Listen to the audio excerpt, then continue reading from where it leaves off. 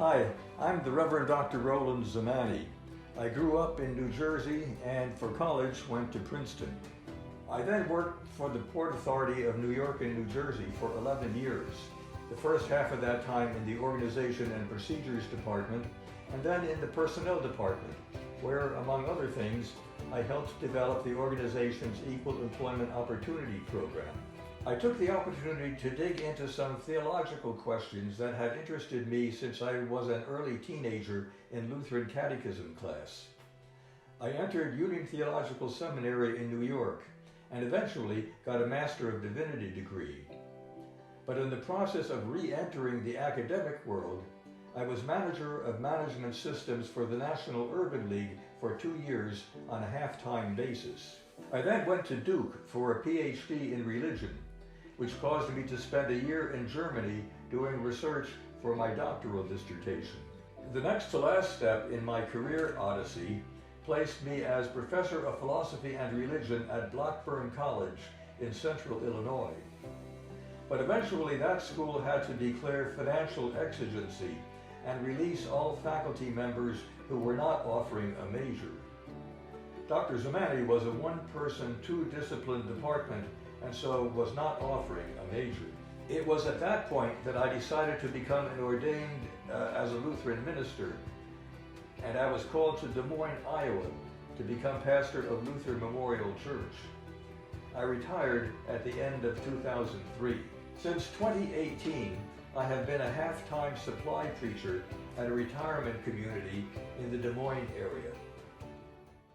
The book, entitled Sermons with Insight, applies biblical stories to modern times. It talks about what Jesus says literally could be understood figuratively, which means it doesn't follow the thinking that fundamentalists use, but it says that religious language is metaphorical, kind of like the ship plowed the sea. Ships don't break ground to plow, but it gives you an idea of they're pushing through the sea.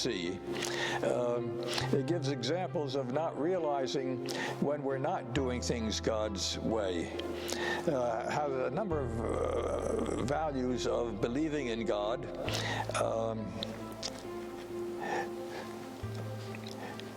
Pointing out that what Jesus says literally can be understood figuratively. Well, at the end of my preaching time, I thought, what are my best sermons? And I thought I had enough of them that were worth publicizing and letting the general public know. And so I pulled them together in the way we've got them in the book. Well, that God loves you in spite of yourself, and it's worth having faith in God, opening yourself to the powers that then can come when you are open to the changes that God may prompt you to make.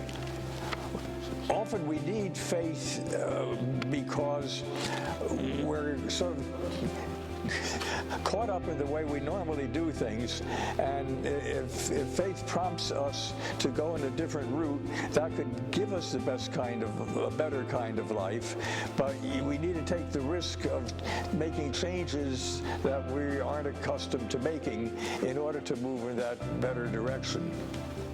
There's sort of two fields, or the spirituality part can affect how you do business, and that can make you successful. So yes, I think they coexist. Well, if you go back to the story of creation, you have a power that got things going, and we end up calling that God. And if God's way is the best way, then that would be the best way for us to behave. To that extent, you could say that we're accountable to God. Well, people who were in Jesus' presence were impressed with the kinds of things he did and the kinds of things he said. They saw his healing powers, and they told other people about what he had said. They started following his teachings and spread the word about him because they were excited about him. Then time passed, and those people who knew Jesus were starting to die off. And so others that had heard about him said, hey, we better get some of this stuff written down, or else we're not going to have the material to spread on and out into the future. And so it's at that point that people started writing down groups of information that they got from the people they were talking to. This occurred in different locations in what we now would call Palestine or Israel. So different groups of writings got put together. At some point, those with these different groups of writings got together and talked in terms of, are we following the same sequence of events in Jesus' life in what we've written? Sometimes they modified what they had written to agree with what the other person had written. And so you ended up with 3 Gospels, again, coming from different sources, being done that way. Then there was the latest one written, Gospel of John, didn't check with anybody else. He wrote a story about Jesus the way he considered it to tell the truth about Jesus from birth to death.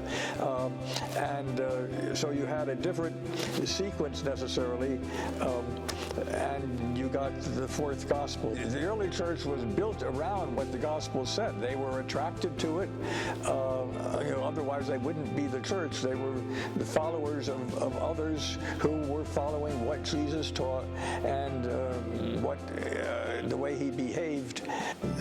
The Gospel was kind of the center of their religion. My book is Sermons with Insight. You can find it on Amazon. Amazon tells you, where the publisher is and gets the book for you. I don't know specifically where the advertising has put the book. There are certain stores in the Des Moines area that may still have it. In addition, you can also find it at Authors Press. Again, this is Roland Zimany, author of the book Sermons with Insight. Thank you for watching this video, and God bless you.